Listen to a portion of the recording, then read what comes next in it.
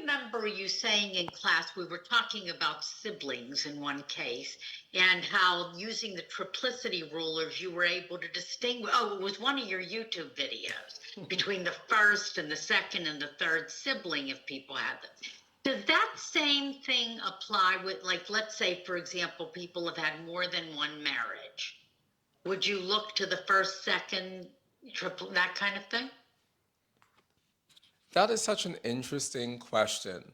So the question we just got was whether or not I would use the triplicity rulers to talk about multiple versions of anything that a person has had within their life.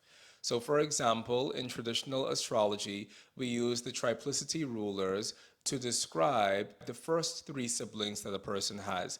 We take the first triplicity ruler to describe the eldest sibling, the second triplicity ruler to describe the middle sibling, and the third triplicity ruler to describe the youngest sibling in relationship to the third house. And I do have a video floating around on YouTube that I recently took for the NCGR, which is the National Council for Geocosmic Research. I recently did a live blind chart reading for them in which I spoke about the three siblings of a lady by looking at the triplicity rulers of her third house. And I'm going to post that here on our YouTube channel because the world needs more demonstrations of concrete astrology in action.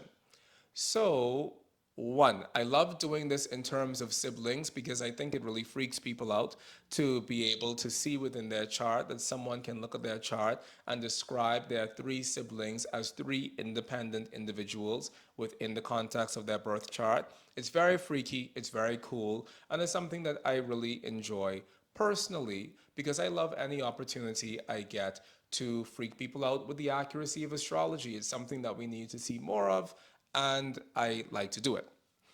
When it comes to other things within our chart where we have several of the same thing, however, we don't really find the triplicity rulers being used in that same way.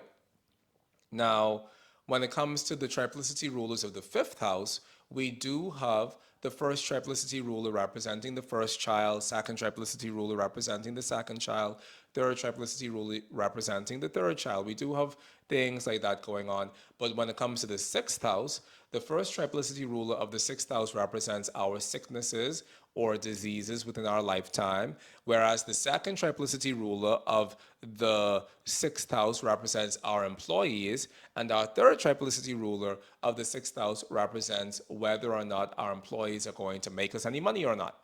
So we don't see the same thing following throughout all of the houses. And when it comes to the seventh house, we don't really see that following. It does work in horary astrology because in horary astrology, when a person has a question about one thing that has several iterations, we use the triplicity rulers of that specific house to represent those several things. So if a person wants to know whether or not they should continue investing their money in their first business, their second business, or their third business, then we would take a look at the three triplicity rulers of the 10th house in order to identify which of those three businesses that person should be investing their monies in. So, what's important to know about the triplicity rulers is that we vary the triplicity rulers based on the sect of the chart.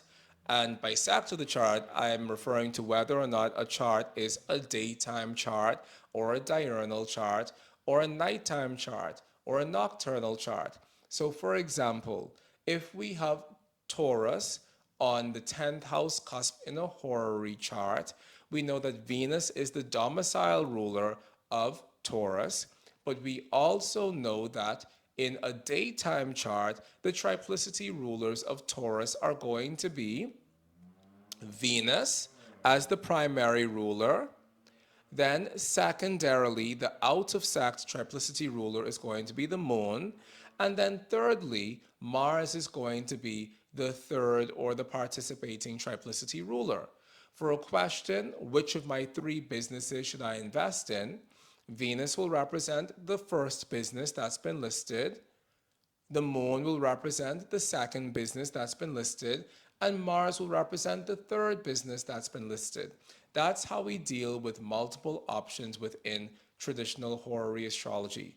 There's a very modern approach to dealing with multiple options in horary astrology, where we would say that the 10th house is the first job, and then the 10th from the 10th is the second job, and then the 10th from that house is going to be the third job. I don't know what to say. People practice astrology like this. I am not those people, and we are not those people at the Oraculos School of Astrology, but that's the way how people practice. Some people say that as far as your siblings are concerned, the third house is going to represent your siblings. The third from the third is going to represent your next sibling. And the third from that third is going to represent your next sibling. I don't know. I do know. I do know that within the context of traditional Western tropical astrology, we do not do that. And I do know that within the context of traditional Western tropical astrology, this is a modern invention that I understand why people would create it because they didn't know what they didn't know. But as we've revived traditional astrology, we see that our astrological ancestors completely had a means of dealing with multiple topics from the same house within their traditional astrological practice. So if we're answering a horary chart regarding which of these three men should I marry? Should I marry man number one, man number two, man number three?